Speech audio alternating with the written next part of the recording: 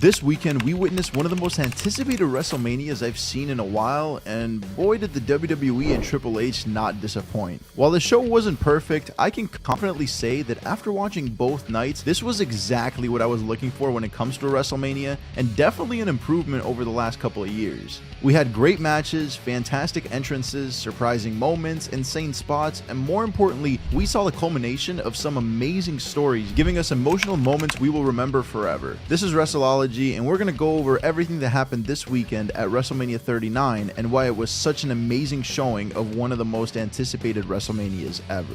The show, of course, started off with Austin Theory versus John Cena for the United States Championship. Austin Theory walked out looking confident and ready for his first real big WrestleMania moment since his debut. No special entrance for him, but I also feel like he didn't necessarily need one.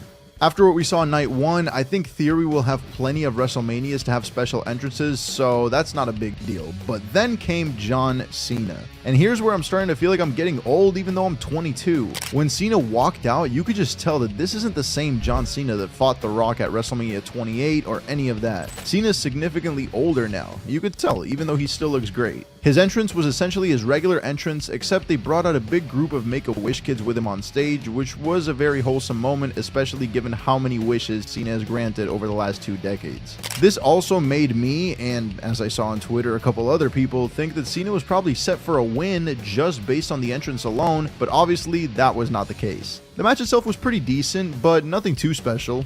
Both Cena and Theory looked great, with the highlight of the match being the ref getting knocked down during an attitude adjustment attempt. Cena locks in the STF as Theory taps, but the ref was still down and didn't see it. Classic WWE. Theory then proceeds to give John Cena a low blow, followed up with an A-Town down and the 1, 2, 3. Austin Theory retains the US Championship and has his first massive WrestleMania moment, beating arguably one of the GOATs when it comes to the WWE. Not a crazy match or anything, but definitely gets me excited for the future of Austin Theory and how his career with the WWE will look like for years to come. Personally, I think he could be a big star one day, and maybe this will be a moment that we talk about as the start of that, 10 years down the line or something. Also, it's always nice to see Cena putting over young talent. Next was the Fatal 4-Way Men's Tag Team Showcase match, and wow, even though this was a clear filler match to get some other guys on the card that didn't really have plans going into WrestleMania, I'd go as far as to say that this is one of my favorite matches of all of night one. All 4 teams looked great there. It seemed like every team had their shine throughout this match, especially Ricochet, who in my opinion was the highlight of the entire match. That shooting star press off the top rope onto the outside legitimately made me jump off of my seat, and the right team, in my opinion, the Street Profits, ended up winning. Doesn't seem like the match was for anything other than just to showcase some of the men's tag division in the WWE, but the fact that it was just good wrestling was more than enough for me to get behind the match, and it looked like the crowd was into it too. The Street Profits deserved a big win after putting a lot of people over recently, and they did just that by winning. After that match, we had what I personally was extremely excited for: Logan Paul versus Seth Rollins. Logan's last match under his first-year contract in the WWE, it was also Logan Paul's birthday. He made an insane entrance as he flew down to the ring via a zip line, only to be greeted by a walking bottle of Prime. W advertisement, honestly. Really dope entrance in my opinion, but the best entrance out of the two was Seth Rollins for sure. Mans had a real opera orchestrator conduct into the ring and get the crowd going. We knew they were going to sing Rollins out to the ring regardless, but the orchestrator was just a really nice and funny touch. Seth walked out wearing a crazy outfit but looked good, and the match was underway. Absolute banger, nothing else to say about it. It seems like people are still for some reason surprised whenever Logan Paul puts on a great match, but at this point we should be expecting it. Logan Paul once again showed that he's amazing in the ring, and obviously the highlight of the match was KSI being revealed as the guy in the Prime bottle suit, as KSI technically made his WWE debut. He saved Logan from getting pinned by pulling him out of the ring and helped Logan prop up Seth on the announce table towards the end of the match for Logan to once again try and have a viral video of him splashing onto Seth from the top rope when Seth moved out of the way and instead made KSI fall on top of the table, resulting in Logan Paul landing on KSI to put him through the table. Great spot. It's crazy to me how we're actually seeing YouTubers get off crazy moments at WrestleMania. Seth ended up hitting Logan with a final curb stomp for the 1, 2, 3 and goes on to beat Logan Paul at WrestleMania. Super fire match, lots of great moves, and once again, the right man won in Seth Rollins. I definitely think Seth needed this win badly, especially if WWE are going to continue to use him in the main event picture. Plus, Seth is one of my favorite wrestlers, so seeing him finally get a WrestleMania win after 3 losses 3 years in a row was what we needed in my opinion. Following that, we went right into one of the weakest matches of night one in my opinion in Becky Lynch, Lita, and Trish Stratus versus Damage Control. Nothing too memorable from this match in my opinion, but it wasn't bad or anything like that. Just a showcase of two legends with some of the best women on the current WWE roster. Going into it, I felt like Damage Control needed the win, but I really didn't think that was going to happen, and I just happened to be right. Becky, Lita, and Trish Stratus won the match. Also, I did see that many people going into WrestleMania were thinking that Trish Stratus was going to turn on Becky and Lita. Would have been kind of cool, but it didn't happen. But overall, decent match, nothing crazy, but nothing bad to say about it either. Next, however, we had what was one of my favorite matches of the entire weekend, father versus son, Rey Mysterio versus Dominik Mysterio. And man, when I tell you this was incredible, I'm not overhyping it. The entrances of both Dominik and Rey were arguably the best of the entire show. Dominik came out in a corrections van from jail accompanied by police officers and was handcuffed. Rey rode out in a lowrider with Snoop Dogg and had Eddie Guerrero's theme play before his own did. And the match didn't disappoint either. Rey and Dom's family was involved, with Dom's mom literally slapping him, which was hilarious. Also a disqualification, by the way. Call it, ref. Nah, I'm just kidding. Rey spanked Dom during the match, which was also hilarious. And in the end, Bad Bunny helped Rey by taking a chain away from Dominik and distracting him for Rey to win with a 619 frog splash combo. Great match. Honestly was hoping for Dominik to win just because he's young and could have really used the win to elevate himself, beating not only his dad but a Hall of Famer at that, but I'm not mad at the outcome at all. I also see this ending setting up potentially a Damian Priest and Dominik versus Rey Mysterio and Bad Bunny match at Backlash, which would be kind of cool. But speaking of Damian Priest and Dominik, the next match featured another member of Judgment Day in which Rhea Ripley took on Charlotte Flair for the SmackDown Women's Championship. Now this was a fire match. Many people thought this was going to main event night one, and I personally wanted Sami and KO versus the Usos to main event night one purely because of the story.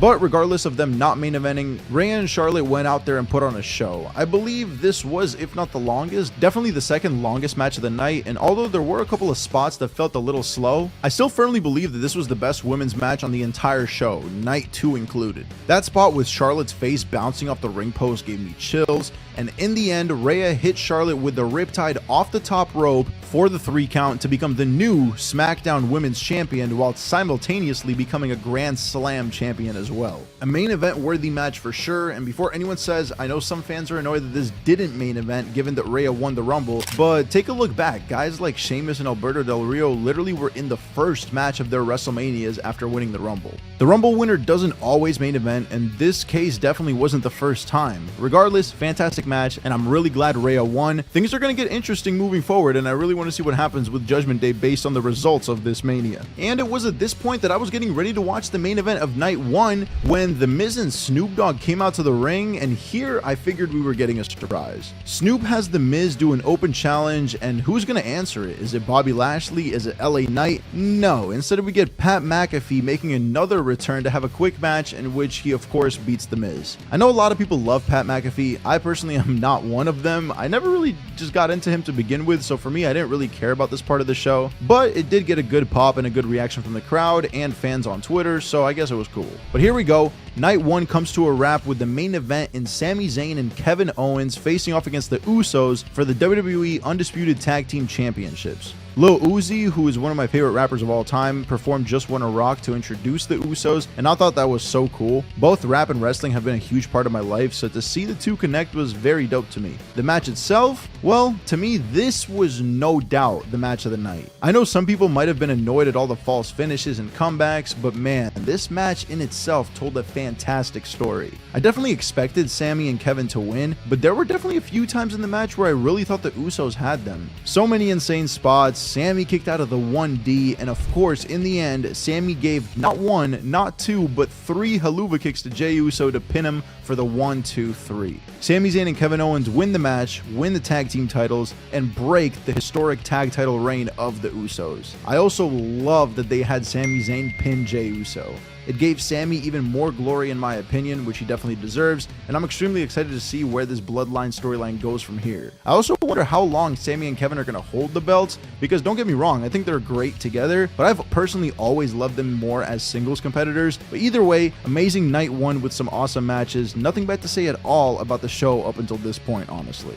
But that was only the half of it, because night 2, and especially the match card, in my opinion, looked like it was going to be even better. We started off night 2 with Brock Lesnar versus Omos, and I know this match is a massive meme. People really don't like Omos. I also wasn't too happy to hear Lesnar's opponent at first, especially since a part of me thought that they were going to put Omos over. But honestly, I actually enjoyed this match. It was exactly what it needed to be. Two monsters just brawling out in the ring. Omos looked like a beast and even made Brock Lesnar look small in the ring during the match. Not something that just anyone can do. Brock Lesnar ended up hitting Omos with multiple German suplexes and finished the match by actually giving an F5 to Omos. I don't care what anyone says, that spot was absolutely awesome and looked crazy since Omos is so massive. Quick match, Lesnar wins, which I do think was the right decision, especially since Omos definitely looked strong throughout the match. After that, we had the Women's Showcase Fatal 4-Way Tag match. Not gonna lie, this was the only match of the card I really didn't pay attention to too closely, and in my opinion, it was definitely the weakest match of the entire card. There were some cool spots, like Chelsea Green jumping into the crowd of women and Liv Morgan being powerbombed onto them as well. At the end, Ronda Rousey and Shayna Baszler won, which was what I expected the moment that they got announced for the match. Nothing crazy, but it wasn't terrible by any means, just kind of there, in my opinion. Triple threat match for the Intercontinental Championship.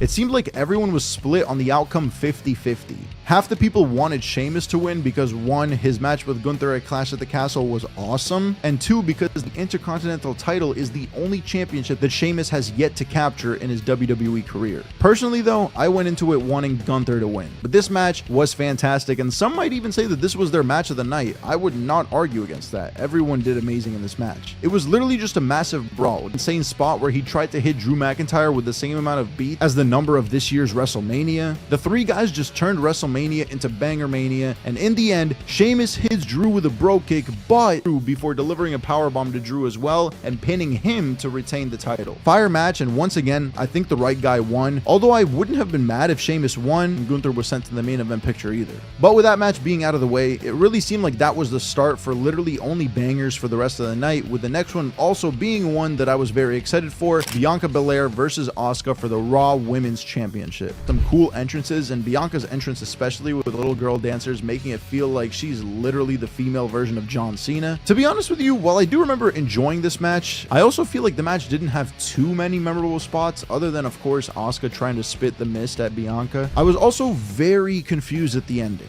Bianca Belair won the match and retained her title. I could have sworn that after getting a complete gimmick rework, Asuka would be the one to dethrone Bianca Belair, but no, she lost. I also tweeted that I don't know who, if not Asuka, would now beat Bianca, as it's also obviously not going to be Rhea Ripley. Kind of a weird booking decision in my opinion, but I'm gonna trust the process and we'll see what ends up happening down the line. Bianca also has now held the title for a year, as she won it at last year's WrestleMania. Now this was another part of the show, like night 1, where The Miz and Snoop were back in the ring. I was obviously ready for another surprise, and The Miz had another open challenge courtesy of Snoop. And once again, surely they would have Bobby Lashley come out to answer, right? I believe at this point he had already come out and waved around the Andre the Giant Battle Royal trophy and walked backstage. Surely it would have been LA Knight though. I mean, we're in LA after all. No, not him either. For some odd reason, Shane McMahon came out to answer the open challenge. I was already pissed that this was another surprise that WWE had for us, and honestly disappointed.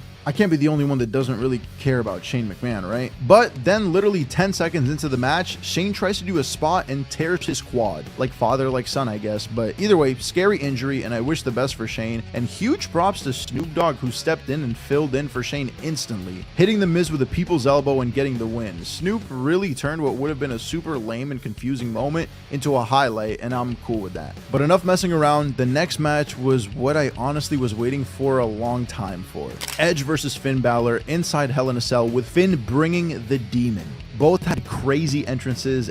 Edge came out as Brood Edge before taking off the mask and getting his "You Think You Know Me" theme to pop off. Finn came out to his old classic WWE theme and had a very theatrical entrance. And this match started off super hot. The way things were looking, I honestly thought that we were witnessing the match of the night right there. I'm personally a massive Finn Balor fan, and I've been waiting for them to push him as a serious main eventer since his SummerSlam 2016 injury. And the match was fantastic, but unfortunately, Finn got busted open badly when Edge threw a ladder at his head. I'm not going to show the pic in the video, but he had his head cut open really bad. Blood sprayed all over the mat, and I honestly think they had to cut the match short due to the injury. Also, for some reason, Edge won with a concerto. I don't know if Edge was always supposed to win or if the outcome changed mid-match due to the injury, but regardless, this was probably the most disappointed I was all weekend. Don't get me wrong, I love Edge, but I really feel like Finn needed the win, especially since he brought out the Demon. The Demon is not supposed to lose, and I think at this point we're probably done seeing that gimmick for a very long time, if not forever.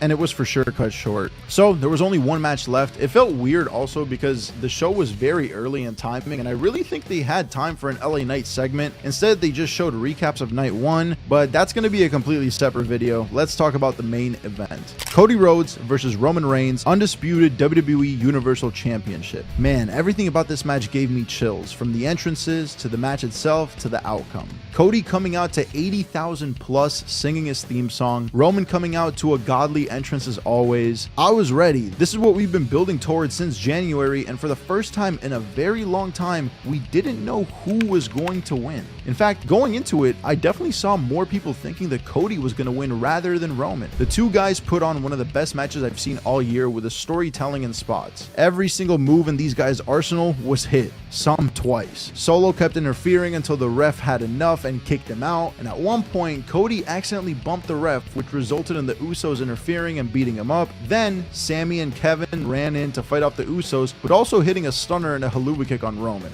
So many near falls, so many times I honestly thought that Roman was done, until the end where the ref was distracted and Solo ran back in the corner of the ring, hit Cody with a Samoan spike, to then Roman spearing Cody Rhodes and winning the match to continue his reign. Wow, man. I love Cody. I love Roman. Personally, I really wanted and thought that Roman should win, and despite the popular opinion by the fans, that's exactly what happened. It's crazy. Cody took arguably the biggest loss in his entire career, and now we can start the redemption arc, which, if they continue with the quality of storyline that they've been doing, I'd imagine it's going to be absolutely awesome. And we're going to talk about the future of Roman Reigns' title reign in a separate video as well. Overall, this was by far my favorite WrestleMania since probably WrestleMania 31. Nearly everything made sense, and other than the random mismatches, I also can't say that there was a single bad match on the show. I do think night one was probably better than night two, but not by much. We saw some future stars of the WWE showcase their abilities and get their first big highlights. We saw some of the classic old generation show that they still got it, and the show wasn't perfect, and I'll make a whole video talking about my problems with it, but regardless, overall, I'd say it was fantastic, certainly better than last year's, although honestly, that one wasn't that bad either. Either way, I want to know what y'all thought about it. Let me know your thoughts on WrestleMania 39 in the comment section down below, and of course, if you enjoyed the video, make sure to go ahead, drop a like on it, and subscribe to not miss the next one. Thank you so much for watching.